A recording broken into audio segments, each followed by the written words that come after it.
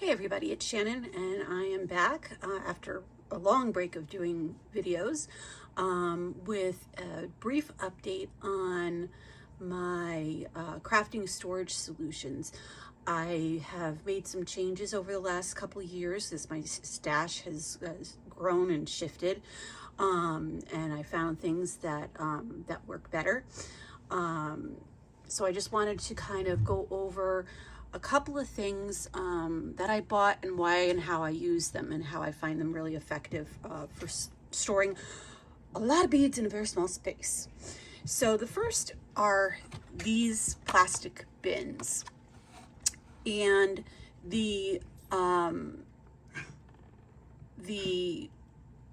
manufacturer name is less important because that always kind of shifts. I found them on Amazon. What's important is that I found them in the refrigeration section. These are refrigerator bins. I actually have two different brands that I've employed to hold various things that work great. And this one in particular I'm using, I have a whole bunch of them that I set up for storing my seed beads. These are all my Miyuki seed beads, and I made my own dividers with some cardstock, which helps keep everybody upright. But it's great because I can just easily pull it out and everybody pretty much kind of stays in place. But the nice thing is that I've got it all organized.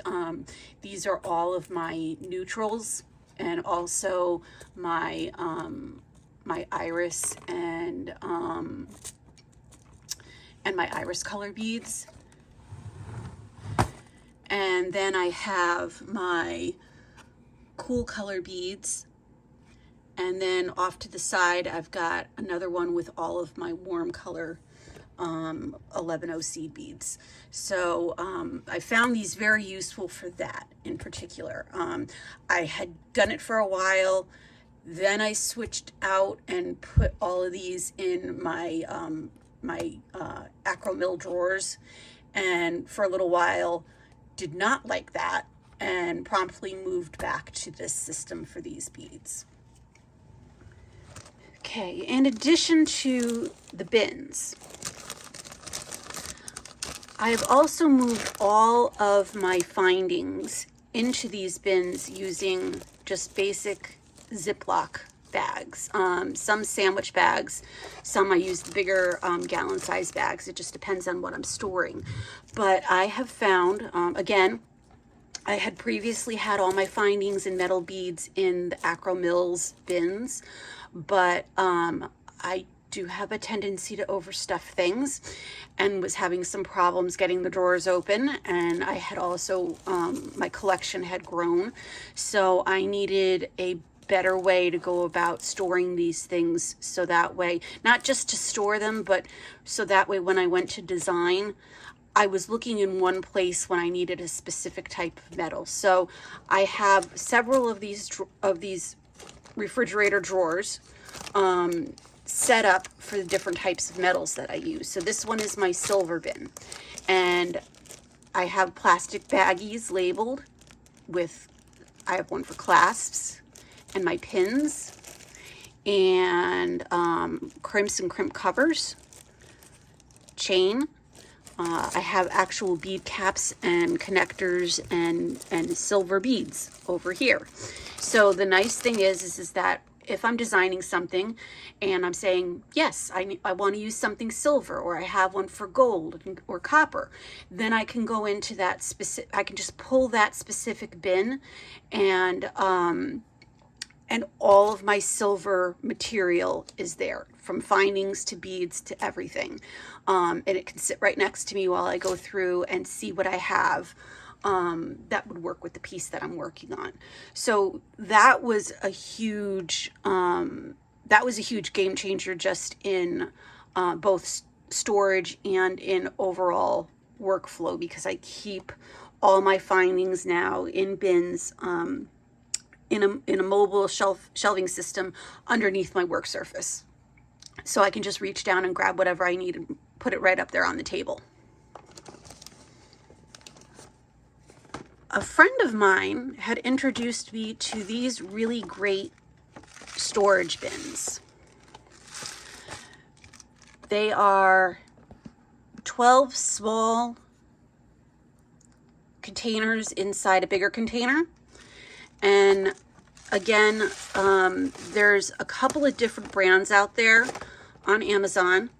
I have at least 2 different brands that I'm working from now, because when she introduced me to them, I thought they were great for, I use these to store most of my, my large quantity 4mm check fire polish and drip beads, for when I do loom work in Kumihimo.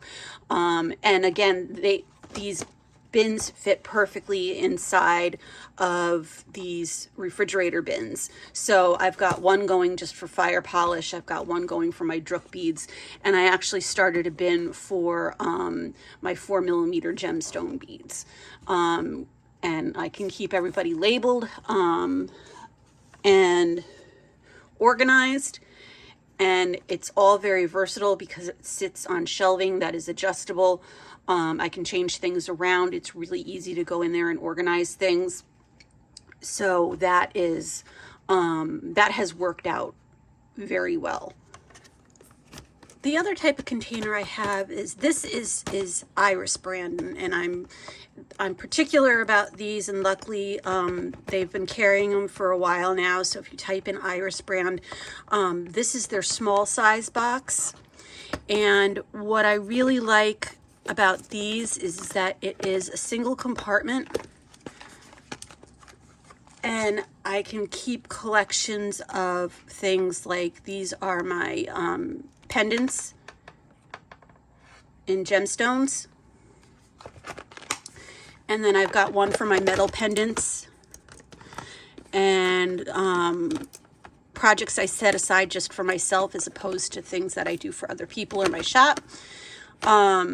But again, it's this whole refrigerator bin is my pendant bin, but I can use these individual Iris bins to further kind of separate out my stuff and stay organized depending on what I'm looking for. So that's been very useful.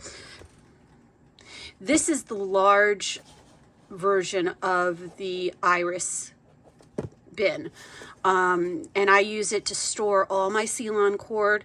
I also have a couple other bins for my spools of wire, because I have different types of wire, in the gold and the silver and copper and stuff like that. And it really works well to store all that stuff because it's stackable. And again, I don't know if I can tilt my camera well enough to see, but I've got it labeled here, so I can stack these all on a shelf and see exactly what I have. And it has made storing these things very convenient. I'm not getting things tangled up or anything like that.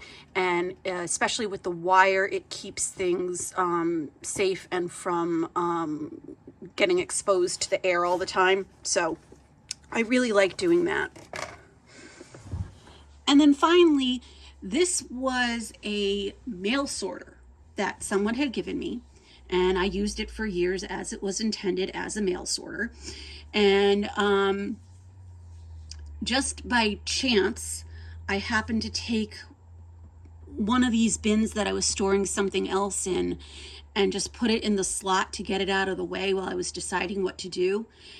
And it dawned on me that this would be the perfect thing to hold all of these tackle boxes of beads, because I can stack them but still have them move independently of one another, whereas previously I would just stack them 3 to 4 boxes on a shelf, and I would have to move the top 3 boxes to get to the bottom one. So this has made bead storage incredibly convenient for a lot of my other beads that I have. And for this last thing, I am just going to hold the camera, so forgive the wobbliness. But this idea of a setup I cannot take credit for. I got this idea from Gina over at Orchid and Opal, and it was just a fantastic idea. It was to take cafeteria trays and then take a Velulux blanket and cut it to size for your cafeteria trays. And then you'll notice that this other bead mat that I have underneath is also from the same Velulux blanket.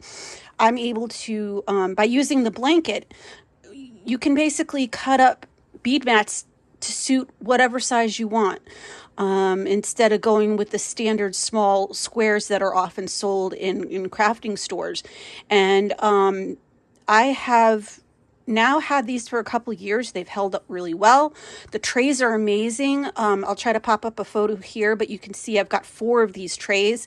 And so I can stack them even when I've got a project on them. I can stack on top of each other and have a couple different projects going at different stages. So this one is, I'm going to do a video on, this is a Kumihimo project that I'm working on. But this was a game changer in terms of having multiple projects in the works, and being able to just kind of swap them out on my work surface. So I hope you enjoyed this really short video. Check back. I'm hoping to do some more videos, more on jewelry design, not so much on learning new technique. There are a lot of really great videos out there, and I will occasionally do one on technique if I feel like I can add something to it that isn't already out there. But mostly I want to talk more about how I put things together and how I design things. I do a lot of new jewelry, but I also like to take a lot of pieces and basically kind of revamp them. So I'm hoping to do a couple videos about how I upcycle pieces as well. So stay tuned, and thanks for watching.